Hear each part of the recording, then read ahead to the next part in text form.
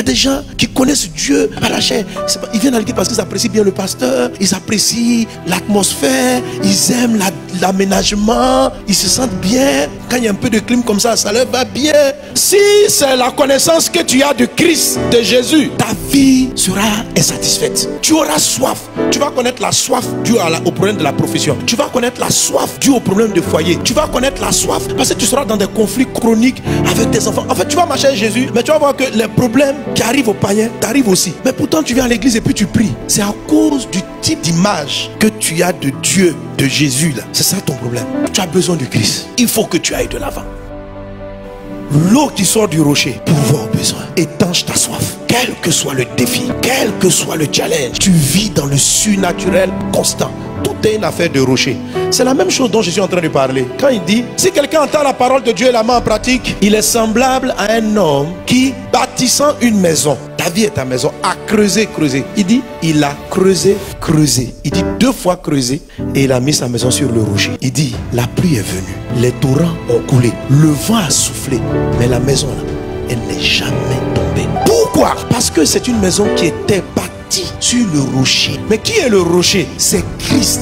Premier creuset là, c'est aller derrière ta chair. Deuxième creuset, c'est aller derrière ton âme. Il dit, il a creusé. Il dit non, je ne vais pas connaître Jésus dans ma chair. Il arrive au niveau des émotions. Ce sont les chrétiens émotifs. Les chrétiens émotifs sont des gens qui, dès qu'ils sont vexés dans l'église, ils quittent l'église. Ils marchent dans l'église en fonction de leurs émotions et de leurs sensations. Les chrétiens émotifs, ce sont des personnes qui ont du caractère. C'est-à-dire, leur âme les dirige. Ils font les choses par rapport à ce que leurs émotions ressentent. Les chrétiens charnels, là c'est les sensations charnelles. Les chrétiens charnels, ceux qui ne creusent pas. Ils creusent 2 fois. Premier, tu n'as pas fait le premier trou là. Ce sont les chrétiens charnels. Ce sont des gens qui arrivent à l'église et qui connaissent de Jésus. C'est celui qui décante les situations charnelles. Lorsqu'on dit ce soir, prière spéciale pour tous ceux qui veulent se marier, les chrétiens charnels sont très motivés à venir au culte. Si on dit ce soir, enseignement sur aimer Jésus, je suis occupé.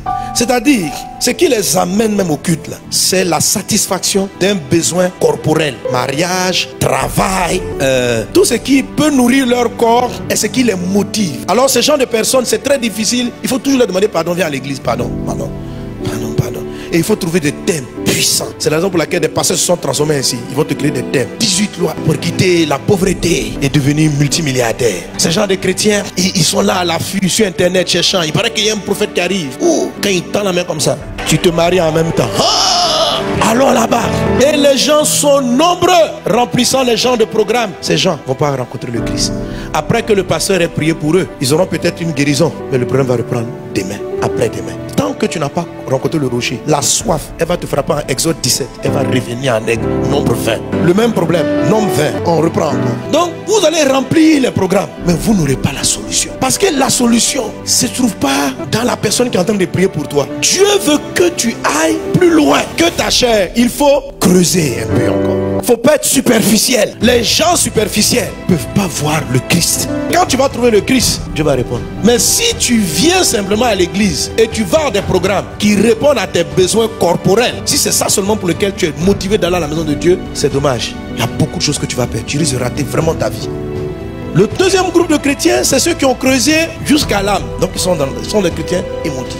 Alors ceux-là, ils ont l'air plus spirituels que ceux qui aiment la chair. Eux, ils ne cherchent pas des miracles forcément. Ils aiment les relations. La manière dont ils sont traités. Quand ils sont maltraités dans l'église, maltraités, pas forcément les insulter, mais 3 personnes ne les ont pas salués. Ils prennent la mouche. Dans cette église, il n'y a pas l'amour. Il n'y a pas l'amour. Quand Dieu veut te faire rencontrer le Christ, il faut qu'à un moment donné, il te fasse creuser l'âme. Il va te confronter à une soif d'attention et d'affection. Tu sais, s'il veut te faire creuser, quand il veut que tu enlèves la chair, il va permettre à ce que ta chair soit dans un problème. Si tu as passé ce niveau, il va permettre à ce que ton âme soit dans un problème. Et l'âme dans un problème, c'est là où tu es malade, des problèmes de foyer. Et tu cries, tu pries. Les miracles sont de temps en temps des petits soulagements. Mais ce n'est pas réellement réglé. Tu arrives au culte, il y a des petites paroles de consolation. Quand tu vois que tu es trop down, c'est là le pasteur a une prédication pour toi. Je dis, demain ça va changer. Yes! Demain tu vas voir ton miracle. Yes! Tout ça là c'est bien. Mais ça ne révèle pas les Christ. Reçois la bénédiction. Je prends. Tu vas vivre. Oui, pasteur. Yes! Effectivement, tu as besoin que ton âme soit fortifiée. Et chaque fois, il y aura des paroles pour t'encourager émotionnellement. Tout ça. Mais ce n'est pas encore le rocher. Il y a un moment donné, tu dois chercher Dieu, aimer Dieu, que ta chair soit satisfaite ou pas. Tu dois faire des choses pour Dieu, que ton âme, ton caractère. Parce que quand on parle des gens émotionnels, dans leur âme, dans leur sang, ils sont des gens, ils aiment certaines organisations. Quand c'est troublé, ils sont énervés, ils veulent partir. Non, non, non, tu ne vas pas connaître le Christ.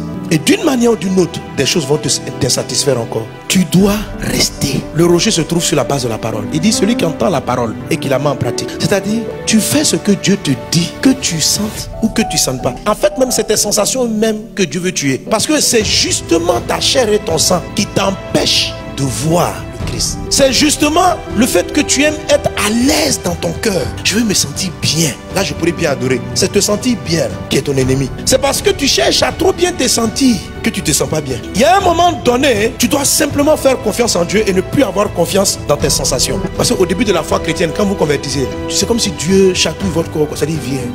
Dès que tu pries, il vient, je suis là. Oh Père, j'aime ta douce présence. Oh là là. Il y en a, ils aiment les sensations. Quand ils arrivent au culte, ils entendent les chants. Oh là là. Après un an, il y a certains même, ça n'attend pas un an. Un mois de sensations joyeuses avec le Christ. Le mois d'après, j'ai dit mon petit, on s'en va chercher Christ maintenant. Jusqu'à présent, j'étais en train de m'amuser, je te calmais un peu. C'était pour t'encourager. Maintenant, on s'en va chercher Christ. Le problème arrive à ton corps. Et puis il te dit, je suis avec toi. En fait, tu arrives dans la dimension où tu dois dire que Dieu est avec toi, quel que soit ce que tu sens. Jésus a dit, je serai avec vous jusqu'à la fin du monde. Est-ce que tu crois qu'il est avec toi parce que tu sens sa présence? C'est-à-dire qu'au début de ta conversion, quand tu priais là, quand tu sentais une joie qui t'inondait et puis c'était doux, tu frémissais. Et puis tu dis, oh, je sens sa présence. Alléluia, il est là. Dieu n'est pas là parce que tu sens sa présence. Il est là parce qu'il a dit qu'il est là. Donc, à un moment donné, il va faire que tu ne sentes pas sa présence. Et puis il va dire, crois-tu dans tes sensations ou crois-tu dans ce que j'ai dit? Je te dis, je suis avec toi jusqu'à la fin du monde. Qu'est-ce qui est vrai? Ce que tu sens ou ce que moi j'ai dit? Donc, allez trouver le rocher, creuser là. C'est être capable de dire, il est avec moi. Tu as dit, Seigneur, je suis malade. André, tu n'es pas avec moi. Non, il n'est pas avec toi parce que tu es bien portant ou parce que tu ne te sens pas bien. Il est avec toi parce qu'il a dit, je serai avec toi jusqu'à la fin du monde. Donc, on trouve le rocher lorsque, quel que soit ce que tu sens, tu affirmes sa parole. C'est pourquoi pendant un temps, il doit t'enlever ce que ton âme aime, ce que ta chair aime, pour que tu ne t'appuies que sur ce qu'il a dit. C'est la raison pour laquelle Abraham a vécu ce miracle. Dieu dit, d'habitude vous là, c'est votre chair qui vous dit que vous allez avoir des enfants. Ta chair te dit que tu ne peux avoir des enfants que jusqu'à 30-40 ans. Mais vas-tu croire dans ta chair ou vas-tu croire que moi, Dieu là, je dis, je te donne des enfants? Il y a des gens qui disent, mon âge est en train de passer. C'est Dieu qui a dit que tu allais te marier. Donc, il peut tarder le mariage jusqu'à ce que tu crois qu'en dépit de ton âge, il va le faire. Que tu ne crois pas dans tes expériences, mais juste dans sa parole. Alléluia. Reçois la révélation du Christ.